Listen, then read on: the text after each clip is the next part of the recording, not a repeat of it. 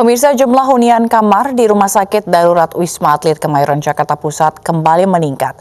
Masyarakat diimbau untuk selalu disiplin menerapkan protokol kesehatan COVID-19. Jumlah pasien isolasi di Rumah Sakit Darurat Wisma Atlet Kemayoran kembali meningkat. Tingkat hunian pasien yang terpapar COVID-19 di Rumah Sakit Darurat Wisma Atlet saat ini mencapai 75%. Pihak rumah sakit terpaksa mengoperasikan Tower 4 Wisma Atlet untuk menampung pasien isolasi. Masyarakat diimbau terus menerapkan protokol kesehatan, terutama menjelang libur akhir tahun. Benar-benar ditekankan kepada masyarakat luas dan mereka harus bisa melaksanakan dengan baik dan benar.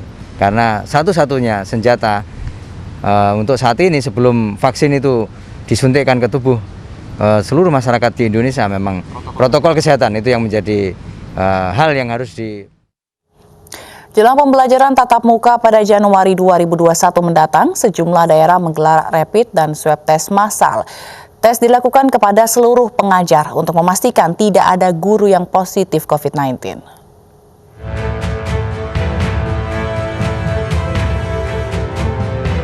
Seluruh guru di tingkat SD, SMP, dan SMA serta SMK atau sederajat mengikuti swab tes massal. Tes dilakukan untuk memastikan seluruh guru di Provinsi Sulawesi Selatan tidak terpapar COVID-19. Selain itu, pihak sekolah pun harus memberlakukan protokol kesehatan secara ketat terhadap seluruh siswa. Kita akan melakukan swab, PCR test kepada seluruh guru-guru yang ada di Sulawesi Selatan. Itu menghadapi tatap muka baru. Jadi kita pastikan bahwa guru-guru itu sehat, dan itu akan mungkin kita akan lakukan seminggu sekali kita swab guru-guru ini supaya anak-anak didik kita bisa lebih.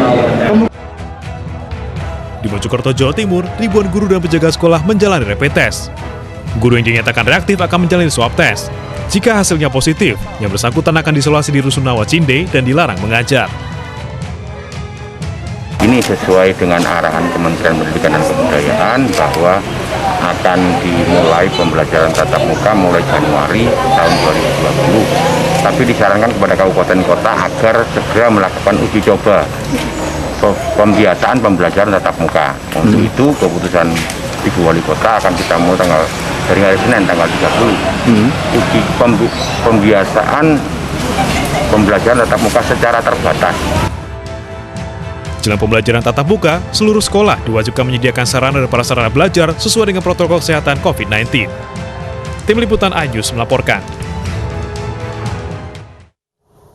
Komite Penanganan COVID-19 dan Pemulihan Ekonomi Nasional menambahkan anggaran sektor kesehatan sebesar 9,71 triliun rupiah.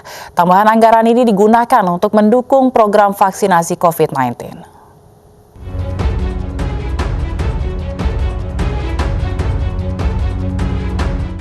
Untuk mendukung program vaksinasi COVID-19, anggaran di sektor kesehatan pada program pemulihan ekonomi nasional ditambah sebesar 9,71 triliun rupiah. Ketua Satgas Pemulihan Ekonomi Nasional Budi Gunadi Sadikin mengatakan, dengan adanya penambahan anggaran untuk program vaksinasi, maka anggaran di sektor kesehatan pada program pemulihan ekonomi nasional kini mencapai sebesar 97,26 triliun rupiah dari sebelumnya sebesar 87,55 triliun rupiah. Kami juga meningkatkan program di sektor kesehatan yang ditingkatkan menjadi 97,26 triliun dari sebelumnya 87,55 triliun. Kenaikan yang cukup besar di sektor kesehatan ini dikarenakan rencana kita untuk melakukan program vaksinasi.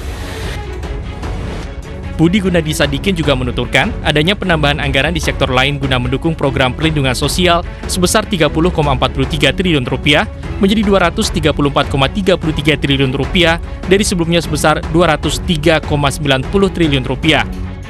Dari Jakarta, Riki Anwar di iNews melaporkan.